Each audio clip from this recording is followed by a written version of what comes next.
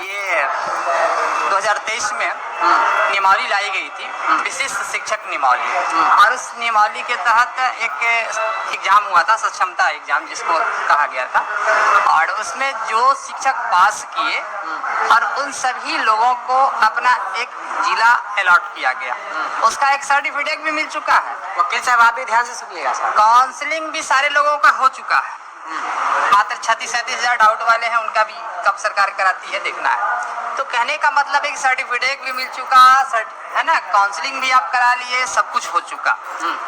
अब उसके बाद बीच में आप नीतियों में परिवर्तन कर रहे हैं, जबकि माननीय सुप्रीम कोर्ट का भी, हाई कोर्ट दोनों जगह का ये आदेश है पहले से भी, कोई भी नीति निर्धारित की जाती है पूर्व में, तो बीच में उसमें परिवर्तन आप नहीं कर सकते। आधी प्रक्रिया, आधा का आप तो पदस्थापन करने की बात थी, अब उसमें आप नियमावली आप परिवर्तन किस आधार पर, कौन सा लॉ पढ़ के आप लाए हैं? सर ये क्या वाकई में इलीगल है या लीगल है सर जो गवर्नमेंट? ये तो टोटली इलीगल है जी, क्योंकि आप मेंटली प्रिपेयर्ड किन्हीं को भी कर रहे हैं जी, जिस नियमावली से कर रहे हैं तो उसी के तहत आपको चलना है। ये तो बिल्कुल गलत है जी, ये इवन हम ही नहीं कह रहे हैं गलत है, माननीय सर्वोच्च न्यायालय ने भी कहा है और अपने उच्च न्यायालय ने भी बोला है बहुत सारे केस में कि ये टोटली जो है इलीगल है जी।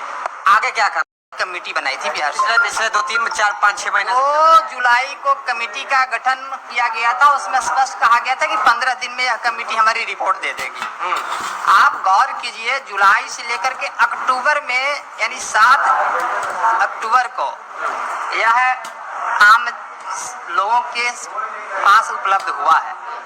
3 माह लग गया, 6 पेज की ये नियमावली बनाने में 3 माह मैराथन दौड़ है ये। और इसके बाद उसमें मिला क्या, लोग आशा और उम्मीद लगा करके बैठे थे कि हमारे लिए नियमावली सरकार बना के ला रही है, बहुत बेहतर होगी। इसलिए सदन में भी सरकार ने कहा था कि हम जो है ऐसी नीति ला रहे हैं जिसमें बहुसंख्यक शिक्षक समाज लाभान्वित होगा, ये कहा गया था। हम लोग भी बेहद खुश थे कि भाई बहुसंख्यक समाज, कोई भी नीति बनाई जाती है, माननीय मंत्री जी का भी एक बयान था कि कोई भी नीति हम निर्धारित करते हैं तो उसमें कोशिश हम करते हैं कि 80-90% लोगों को लाभ मिले, 5-10% लोगों को खुश नहीं किया जा सकता। माननीय मंत्री जी का, ये शिक्षा मंत्री जी का ये मंत्री।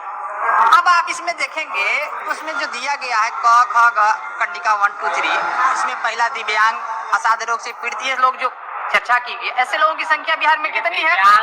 बीमारी वाले या फिर महिला, ऐसे लोगों की संख्या कितनी है? बहुत ही कम है ना। तो उनको भी आप सेम विद्यालय में तो नहीं छोड़ रहे हैं, उनको भी आप पदस्थापित कर रहे हैं। अरे भाई, जो दिव्यांग है, बीमारी से ग्रसित है, तो उसको भी आप हटाने का क्या जरूरत था? उसको तो वहीं छोड़ देना चाहिए था आपको, उस पर तो कुछ करना ही चाहिए। जिसका लिवर चेंज है, किडनी डायलिसिस पर चल रहा है, उसका विद्यालय चेंज करने का, पंचायत चेंज करने का कोई तुक है क्या?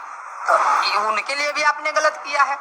इसके बाद पुरुष शिक्षकों के लिए आप कह रहे हैं कि अनुमंडल ही नहीं देंगे आपको, दूसरे अनुमंडल। अब गौर करने वाले, बिहार में 8 ऐसे जिले हैं जहां मात्र 8 जिले में बताया, अब उन 8 जिले में जो सक्षमता पास हमारे शिक्षक, जिनको वह जिला अलॉट हुआ है ना, अब उसमें अब आप कह रहे हैं आज नियमावली चेंज करते हैं, तो पूरी तरह लीगली गलत है।